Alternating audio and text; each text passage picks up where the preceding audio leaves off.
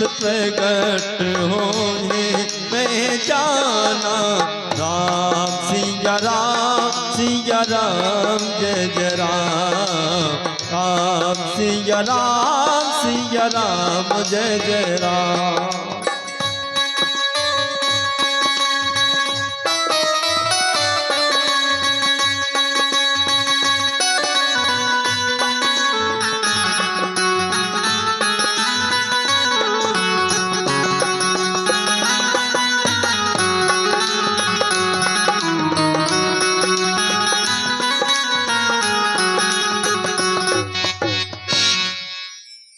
जहाँ प्रेम से नाम लेकर के भगवान को जो पुकारता है भगवान वही मौजूद है।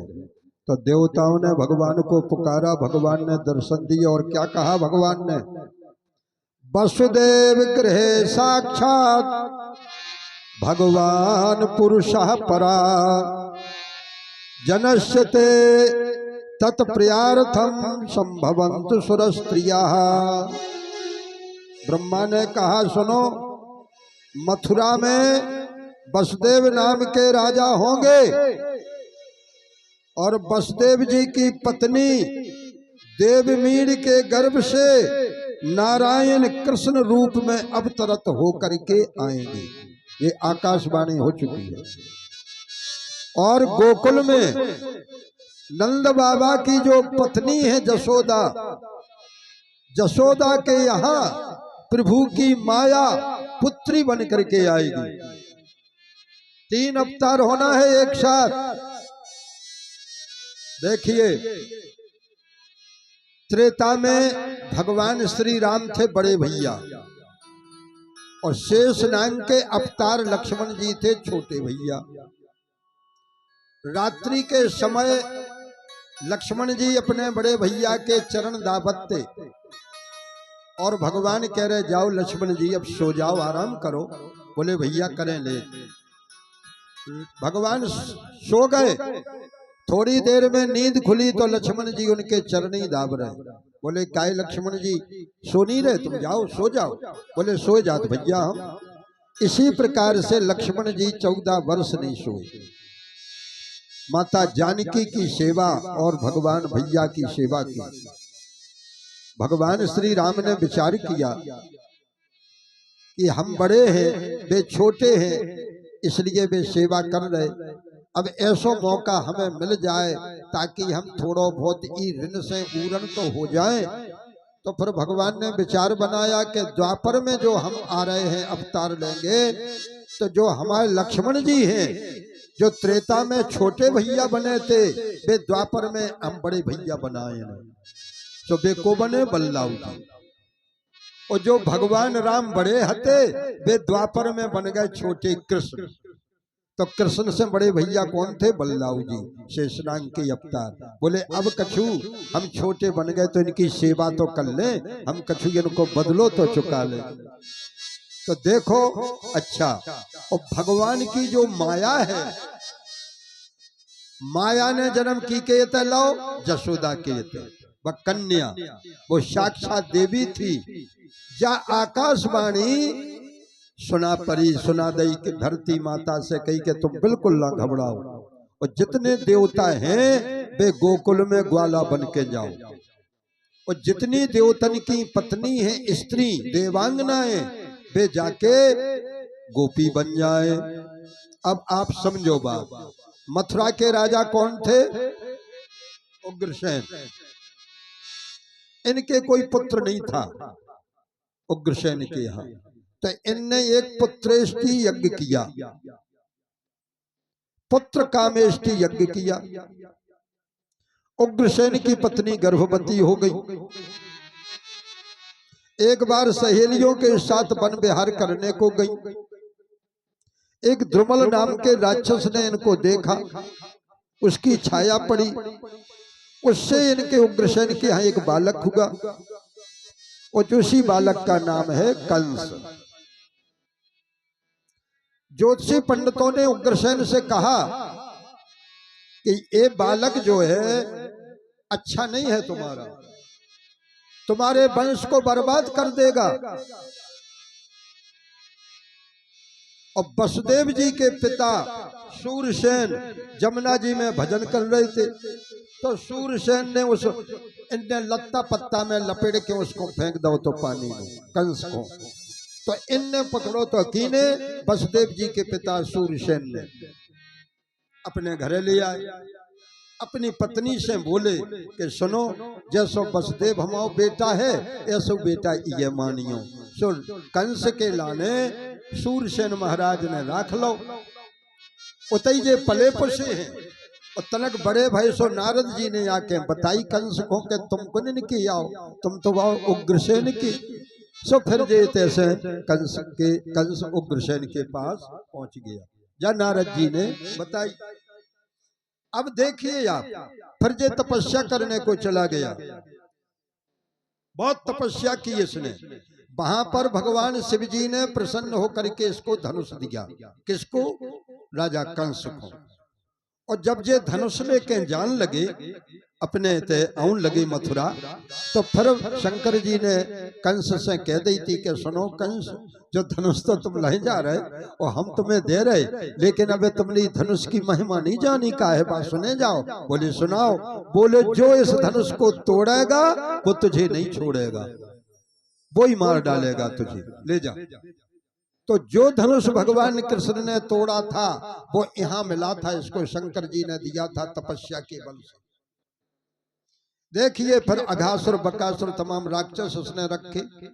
उग्रसेन ने इनको डांटा, क्योंकि इसका ये काम था कि संतों को सताए, दुष्टों को सताए, भक्ति भजन कुछ नहीं करन देता था। इन्होंने कहा कि क्यों यज्ञ को क्यों नष्ट करते हो, साधु संतों को क्यों सताते हो। पूजा पाठ बंद कर दिया इसने, ब्राह्मण भोजन बंद कर दिया और कहता हमारी पूजा करो, हमाऊ मंत्र बोलो, जो कछु करना हो हमाऊ करो। तो इनके पिताजी ने रोको कि बेटा जो अत्याचार ना करो, सो पिताजी को जेल में बंद कर दो। आज तक किसी लड़के ने किया है अपने पिता को बंदी जेल में? इस कंस ने अपने बूढ़े पिता उग्रसेन को मथुरा के कारागार में डाल दिया। भारत माता के उज्जवल ललाट पर उसने कलंक का टीका लगा दिया। अब क्या है? अब देखिए आकाशवाणी हो चुकी। अब देवक की पुत्री है देवकी और देवक के भैया हैं उग्रसेन। दो ही जने बैठे, बोले पुत्री को ब्याह तो करने हैं, कन्या का विवाह करना है। देखो दो चीजें हैं आदमी के लाने ज्यादा चिंताजनक। जी के घर में कुंवारी तो होवे कन्या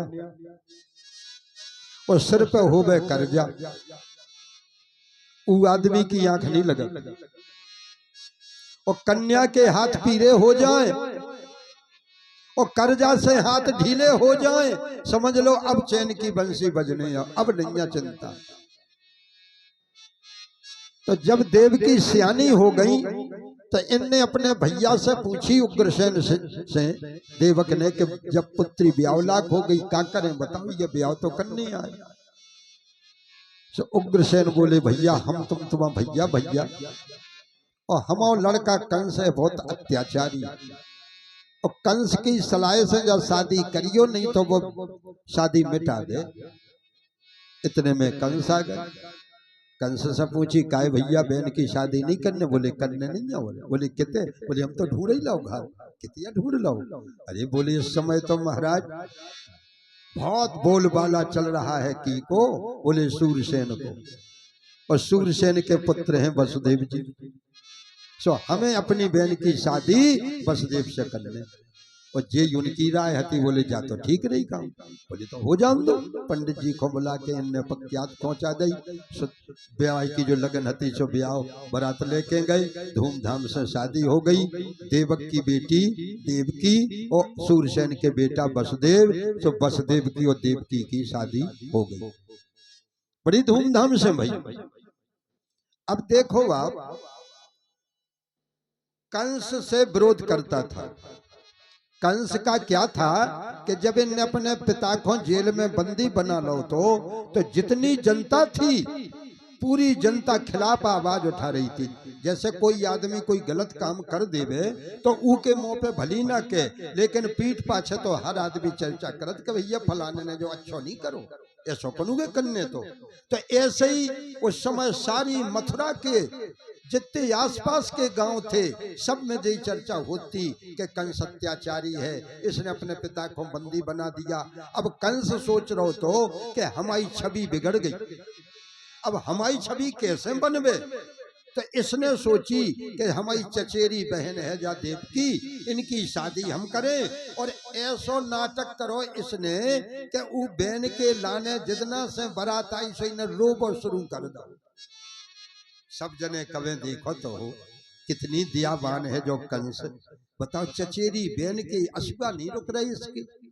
सब जनता कर लगी बहुत अच्छा है कंस तो बहुत अच्छा है, अपनी एक छवि बनावे के लाने इसने ये किया। विदा हो गई और विदा होके दूल्हा दुल्हैया माने देवकी और वसुदेव एक ही रथ में बैठे विदा हो गई। कछु दूर तक तो जाते पहुंचावे फिर भी अपने घरे लौट आओ। अब मथुरा से थोड़ी ही दूर बारात निकली और कंस को एक आवाज आई आकाशवाणी से। क्या आई कि सुन कंस, जिस बहन को तू रथ में बैठा के ले जा रहा है इसी तेरी देवकी बहन से जो 8वां पुत्र होगा उसी के हाथों तेरी मौत होगी। अब घबरा गया, देखो मौत तो सबको कहोगे अच्छी लगे, बोलो इको तो नाव ही बड़ो खतरनाक है, कोई नाव नहीं सुनना चाहू तो मौत को तो अब मजबूरी है उके आगे चलने का उकी नैया, लेकिन नाम सो खतरनाक है, मौत नहीं सुनना चाहता है। और जैसे जाए आवाज आकाशवाणी भई कि तुम्हारी मौत तुम्हारी बहन के 8 लड़का से हो जाएगी। तुरंत रथ खड़ा कर दिया। अब जाए आवाज देखो, वही रथ में तो देवकी बैठी, वही रथ में वसुदेव जी बैठे, वही रथ में कंस बैठे, लेकिन ना देवकी को जाए आवाज सुना पड़ी और ना वसुदेव जी को आवाज सुना पड़ी, आवाज सुनी केवल कंस। उसने बहन के सिर की चुटिया के बाल पकड़ के और नीचे पटक दो, उसकी गर्दन काट के उठाई उसने अब तलवार। वसुदेव जी तो उसी रह गए भौचक्के होके कि जो कहा कर लो। अबे तो बहुत रो रहे थे जी, बहुत दिया दिखा रहे थे दुनिया वालों को, देखो पूरी कलई खुलता है। अब ये पाखंड जो होता ना जे थोड़ी दिन तक टिकत जे, असलियत हमेशा रहती है। वसुदेव जी ने जोन हाथ में उसने तलवार उठाई बेऊ हाथ पकड़ लो। बोले काहे भैया जब तुम्हारी बहन है कि नहीं छोटी? बोले हाँ हमारी बहन है। बोले देखो इसकी तुमने शादी करी, इसके हाथ में अभी हल्दी लगी, इसके हाथ का भी कंगन नहीं छूटा और तुम इसको गर्दन काट रहे मार रहे हो। बोले क्यों मार रहे हो, इसने कौन सी गलती की बताओ? लेकिन जो नहीं मान, देखो दुष्ट जो होता है अपनी दुष्टता कभी नहीं छोड़ता। सांप को तुम कितनू दूध पियाइयो और फिर कहियो कि अब तो हमारी दोस्ती हो गई इसे, अब जो बिल्कुल काटे ना हमें काहे कि हमने खूब दूध तो पियाओ, लेकिन जब मौका लगे जब वो तुम्हें डस ले।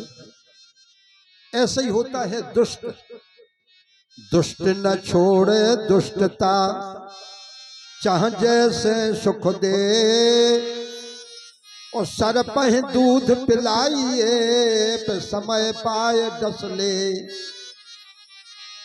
एक और सुन लो, मूर्ख मूर्ख आदमी और संक जो संक, देखो बोलो तो नहीं है जब से घरों है, जो कबे बोले जब ये फूको ई में फूक घली और इने बोलो, ऐसा हो तो मूर्ख जीने कान में जैसी फूक घाल दई उसो बोलन लगा।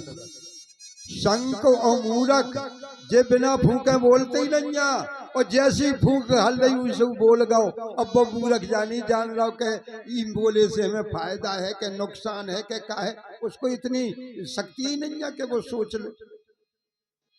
और जे दो कभू बदलत नहीं है, एक तो मुर्दा और एक मूरत।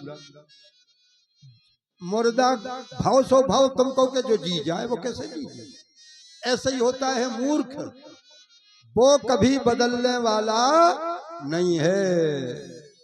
इसलिए आज कंस अपनी बहन को मारवे तैयार है और वसुदेव जी समझा रहे, खूब बड़वाई कर रहे कि भैया जा तुम्हारी बहन यहाँ देखो कठपुतली की तरह खड़ी है और मौत तो अटल है। जिस दिन जिसने जन्म लिया मृत्यु का भी उसे दिन जन्म हो गया।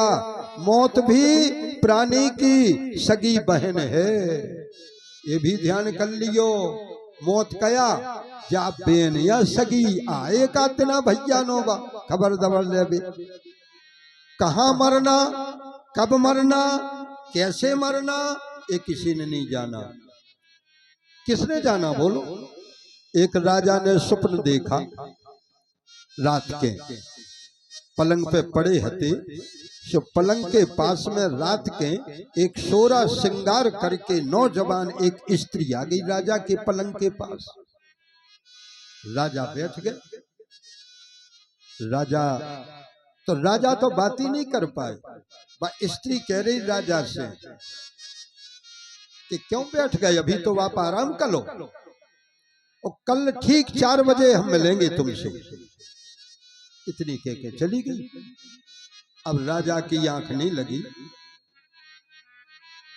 अब सोच रहे, सवेरा होगा दरबार जो मंत्रियों को बुलाओ।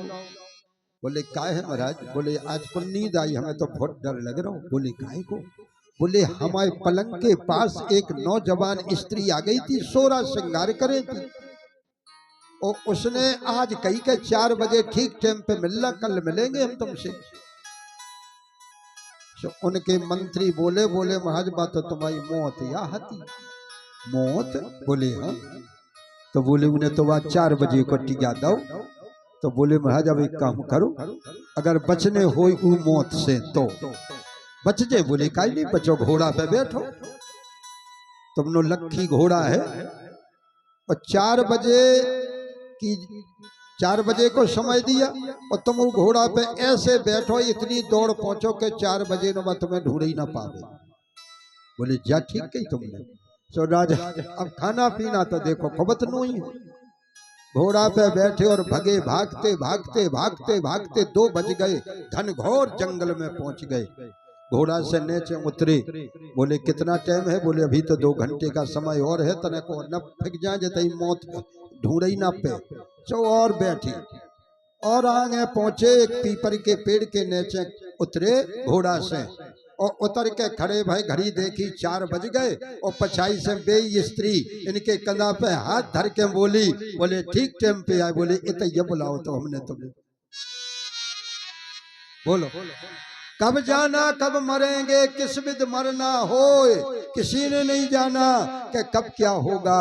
इसलिए भैया जा बाट नहीं हिरने काव्य के हम बुढ़ापे में करें भजन। हाँ बच्चो हो नहीं वेद पुराण पढ़े, बच्चो हो नहीं ऊंचे उठाओ अटा, बच्चो हो नहीं जाए रहो वन में, बच्चो हो नहीं शीश रखाओ जटा, तुलसी दिन 4 छला खल के हिल लो मिल लो लगी राम हटा, सिया राम भजो सब काम तजो, नहीं काल सवेरे तो आवे घटा।